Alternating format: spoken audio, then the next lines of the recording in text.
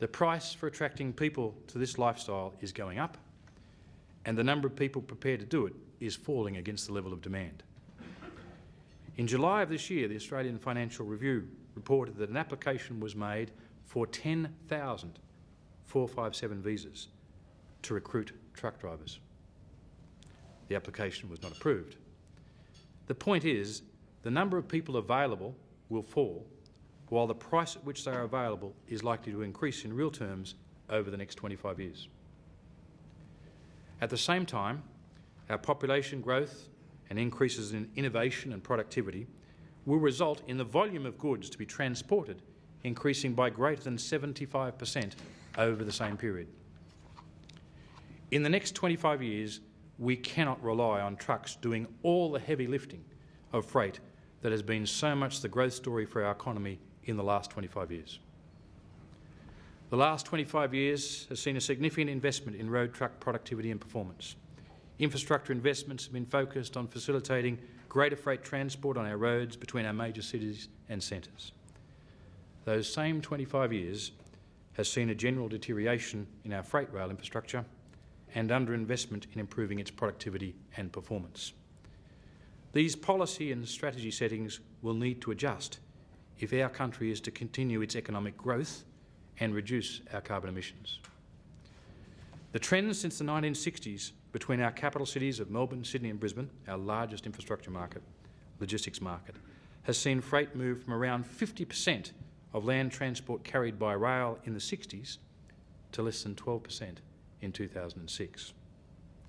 We've seen the volume of freight increase from approximately 1.5 million tonnes per annum in 1960 to over 25 million tonnes per annum in 2008. This type of growth, above GDP, will continue over the next 20 years. This type of growth cannot be adequately handled or cost-effectively undertaken by continued reliance on road freight alone. The major planks of reform over the last 15 years in the rail freight sector have predominantly focused on moving above rail operations from the public sector to the private sector.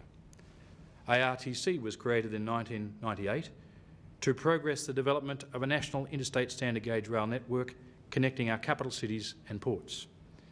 ARTC initially took up the former Australian national rail infrastructure in South Australia and part of Western Australia, and the commencement of lease negotiations in Victoria for the Victorian standard gauge main line from the South Australian border to Melbourne and then Wodonga.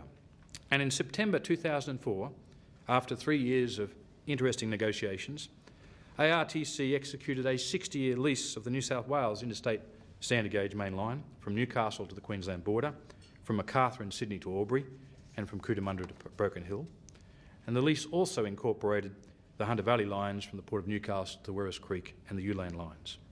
In each of these leases, Victoria and New South Wales, substantial maintenance deficits were required. The average speed in the Victorian network for a super freighter, intermodal container freighter, was approximately 40 kilometres an hour. Temporary speed restrictions in Victoria amounted to 24% of the track. Train lengths were officially 900 metres. In New South Wales, the maintenance deficit was estimated by the New South Wales Auditor-General at over $366 million. Significant temporary speed restrictions were placed on critical assets. These points are not made to take a shot at previous management. They reflect the lack of priority and commitment to rail as being a value-adding component to our national transport and logistics infrastructure.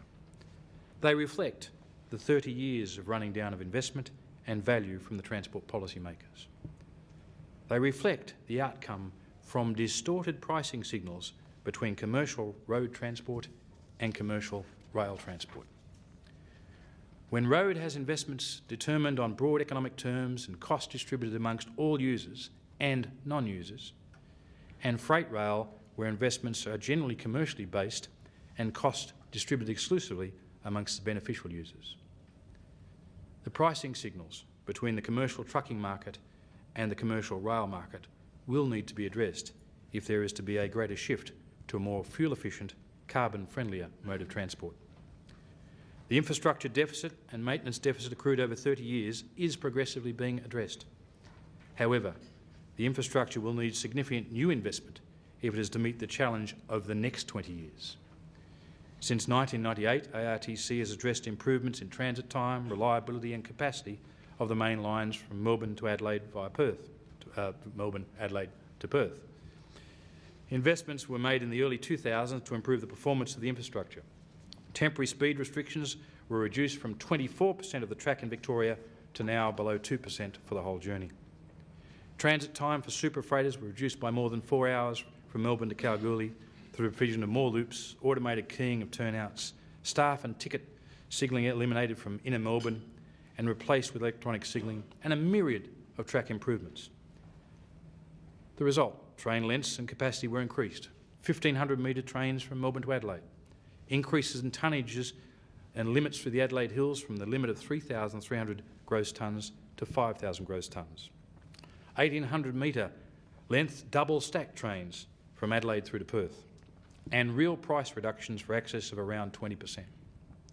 The land transport market share has, for rail, moved from just over 60% in the 90s to over 81% on the East and West Corridor today. Rail is generally 30% cheaper per tonne, door to door, from the east coast of Australia to the west coast of Australia than road. In the United States, on average, it takes around 73 hours for a US rail freight train to travel 3,500 kilometres. On the Melbourne to Perth corridor, it takes 54 hours to travel the same distance, almost 1 day less than the US. The United States doesn't have the benefit of the intense competition from B doubles and triples that we have in Australia, as B doubles and triples are not able to operate on any US highways, nor generally in the European Union. After the take-up of the New South Wales lease, ARTC, with the support of the Australian Government, commenced a major program of improving the infrastructure on the North-South Rail corridor, Melbourne, Sydney, Brisbane. This is the corridor most depleted in performance over the last 30 years. Rail market share had fallen, as I said, from around 50% in the 60s to less than 12% in 2008. In 2004, transit time Melbourne to Brisbane for the very best super freighter was 32.9 hours. Reliability was around 45%. Between Melbourne and Sydney, the best super freighter could gain a transit time of 13.5 hours, and Sydney to Brisbane, the best was 19.4 hours, with reliability at 45%. Only some trains could run these corridors at 1,500 metres. Most were restricted to less than 1,000 metres. ARTC, with the support of the Australian Government, has embarked on a $2.3 billion program to rejuvenate the infrastructure and its performance on the North-South corridor. The program, which will be substantially completed in 2009, and it will produce a reduction in transit time Melbourne to Brisbane to 7.3 hours, 26 total hours. A reduced Melbourne to Sydney by 3 hours, reduced Sydney to Brisbane by 4.3 hours, and reliability from the mid-40s to in excess of 75%, matching the East-West corridor, which is more reliable than our airlines. 90% of the line will be concrete sleepered, which reduces the impact of heat-related restrictions on rail lines. In 2009, the Southern Sydney Freight Line will be under construction with full completion by January 2010. This line will separate freight from the urban passenger network in the southern areas of Sydney from Chullora to Macarthur. It will overcome the curfew on freight movements in Sydney and especially in the southern area. These curfews substantially restrict freight capacity, as no freight is allowed on the urban system in peak hours from 6 a.m. to 9 a.m. and from 3 p.m. to 6 p.m. every weekday of the year. These restrictions will still apply to northern Sydney.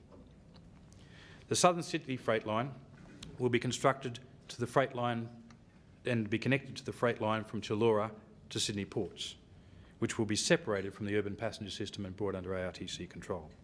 Effectively, rail freight from Melbourne Port to Sydney Port will be totally separated from our urban passenger systems. Through the support of the Victorian Government, ARTC's lease in Victoria has been extended to 2059, and as part of these initiatives, the Victorian Government has handed over the broad gauge track, which was adjacent to the standard gauge track that ARTC had, and ARTC is presently converting that track to standard gauge. This will provide for 2 standard gauge lines in eastern Victoria and substantially assist in improving transit time, reliability and capacity. ARTC has partnered with Lockheed Martin and Telstra to develop an advanced train management system and to roll out digital communications on the standard gauge interstate rail corridor from Brisbane through to Perth. A proven ATMS system will enable the removal of physical on-track constraints by improving the capacity of the interstate rail network by replacing old-time signals and managing trains through sophisticated computer programs and global positioning systems right into the cabin of the train.